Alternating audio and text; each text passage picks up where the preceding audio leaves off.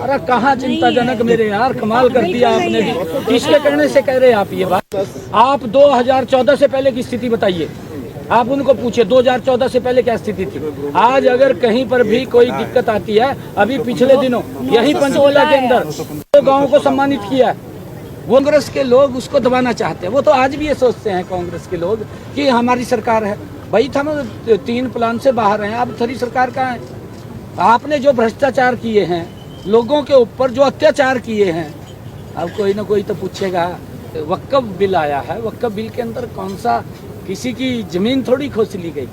कांग्रेस की गलत सोच, कांग्रेस की गलत नीति, उसका सुधार नरेंद्र मोदी जी ने किया है, जिसका परंतु दुर्भाग्यवश मैं कहूँगा कि अपनी वोट बैंक की राजनीति को सुरक्षित करने के लिए एक ऐसे लोगों को बलि चढ़ा देना, ऐसे लोगों को वहाँ पर उनके घरों को तबाह कर देना, उनको आगजनी के हवाले कर देना, ये दुर्भाग्यपूर्ण है। ऐसा नहीं होना चाहिए। इसका पंचकुला में एक तो नए पुल का उद्घाटन हुआ है, जो 20, 21, 25, 26 को रास्ते को और दूरियों को कम किया है। और उनको चंडीगढ़ जाना, एयरपोर्ट जाना, जीरकपुर जाना, या किसी को बरवाला जाना है, बरवाले से किसी को यमुनानगर जाना है, या रामगढ़ जाना है, इन लोगों की दूरियों को कम किए है।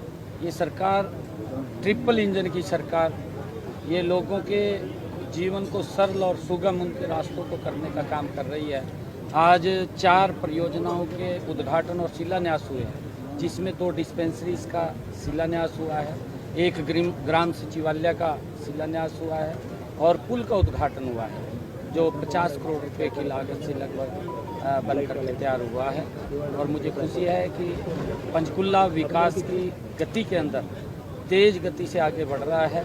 और ये डबल इंजन की सरकार, जो अभी ट्रिपल इंजन में परिवर्तित हुई है, 3 गुना गति से हरियाणा प्रदेश का विकास करने में लगी हुई है आदरणीय मोदी जी के नेतृत्व। सीएम साहब, जो एक बरसात काफ़ी हुई है अभी और तूफान आया, उसके कारण से जो फसल मंडियों के अंदर आई हुई थी वो भीग गई है, तो उसको लेकर के कोई आदेश दिए गए हैं, कोई डिप्टी कमिश्नर को, कोई और खराब?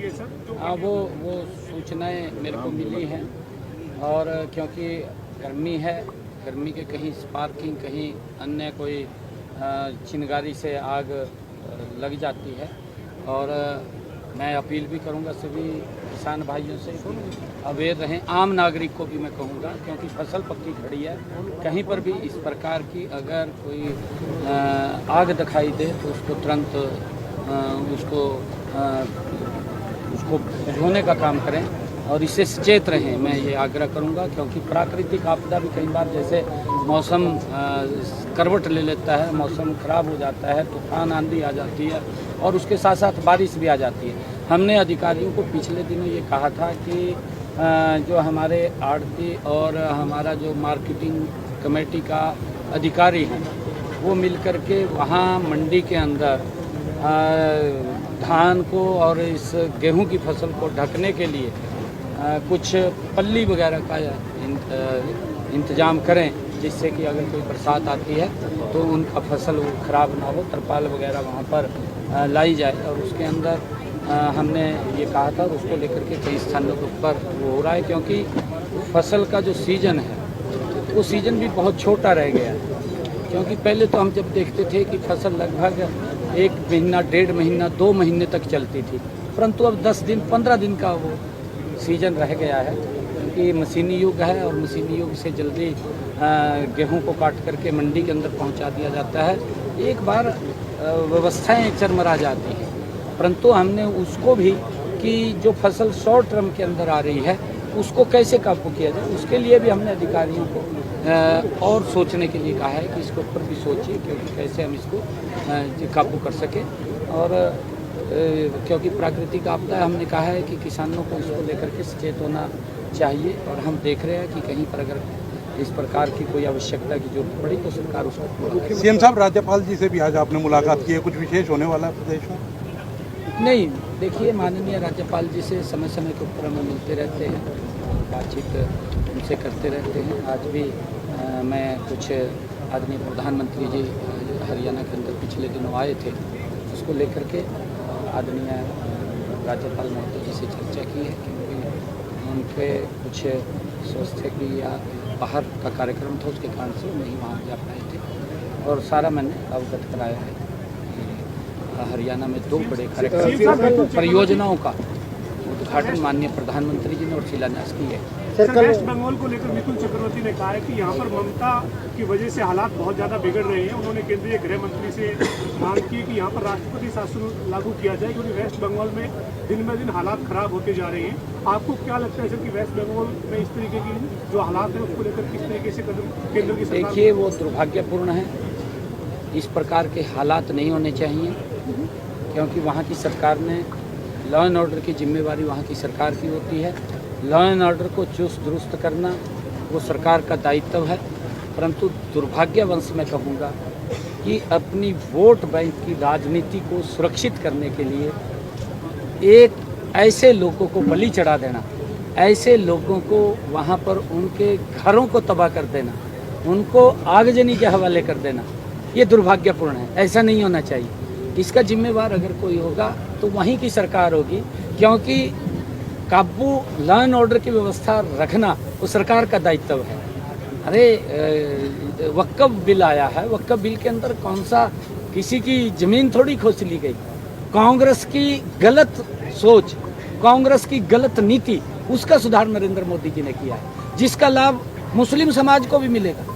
ऐसा नहीं है कि मुस्लिम समाज को उसका लाभ नहीं मिलेगा, मुस्लिम समाज को भी लाभ मिलेगा। परंतु जो वोट बैंक की राजनीति करते थे, जो वोट बैंक उसके अंदर सोचते थे कि हमारा वोट बैंक है, उनको लाभ नहीं मिलेगा।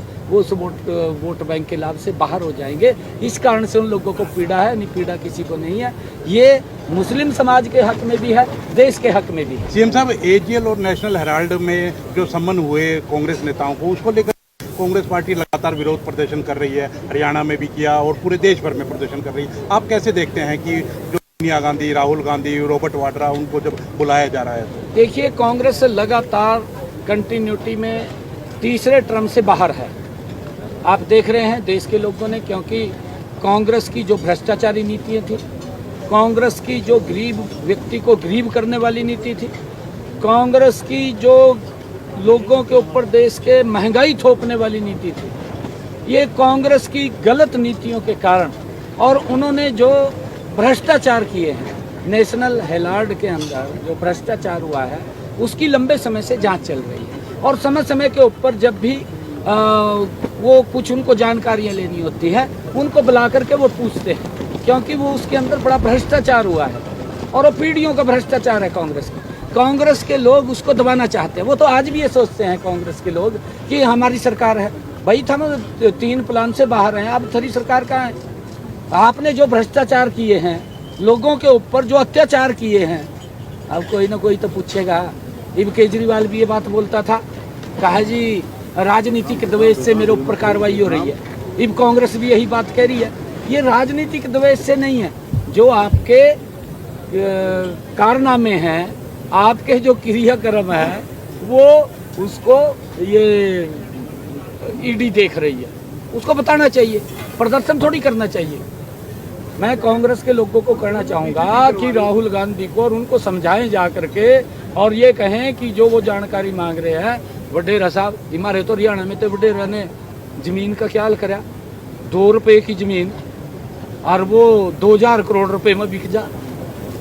भाई कहीं ना कहीं तो कोई गड़बड़ा है यार, फिर बताना तो पड़ेगा ना। कि वैसा थोड़ी है कि आंखा बंद करके बैठे सारे। हरियाणा वाले मामले ये तो आज भी ये सोच रहे हैं कि हमारी जो सरकार है, हरियाणा वाले जो मामले सर, ये एजीएल प्लॉट वाला और या फिर जो रॉबर्ट वाड्रा डील वाले, गुड़गांव वाले, उन मामलों में भी जो जांच चल रही है कोर्ट में मामले। नहीं देखिए, ये कोर्ट का मसला है।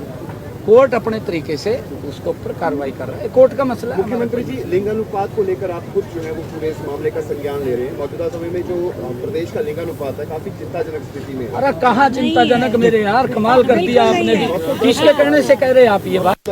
आप 2014 से पहले की स्थिति बताइए, आप उनको पूछिए 2014 से पहले क्या स्थिति थी। आज अगर कहीं पर भी कोई दिक्कत आती है, अभी पिछले दिनों यही पंचकुला के अंदर 2 गाँव को सम्मानित किया है, वो तो आप दिखा नहीं रहे, वो तो आप बता नहीं रहे। कमाल कर रहे हैं आप, किसके कहने से बातें कर रहे हैं? 9 से 16 हो गया। हाँ, फिर किसके कहने से कर रहे हैं? अरे इसके अंदर सुधार हो रहा है, ऐसा नहीं है, 2014 गति से सुधार कर रहे हैं इसके अंदर। अगर आपके पास कोई ऐसी जानकारी है, सरकार संजीदगी से काम कर रही है, उसके ऊपर तुरंत कार्रवाई करेगी। आप बताइए ना, तुरंत कार्रवाई होगी। या तो सरकार कार्रवाई से भाग रही हो तब तो कहे। हाँ, आजकल नए नए इंस्ट्रूमेंट आते हैं, लोग नई नई तकनीक अपनाते हैं, उस नई तकनीक के अंदर भी हमें नए उसके साथ इनोवेशन के साथ लोगों के अंदर जा करके उसके ऊपर कार्रवाई करते हैं। ठीक है सर।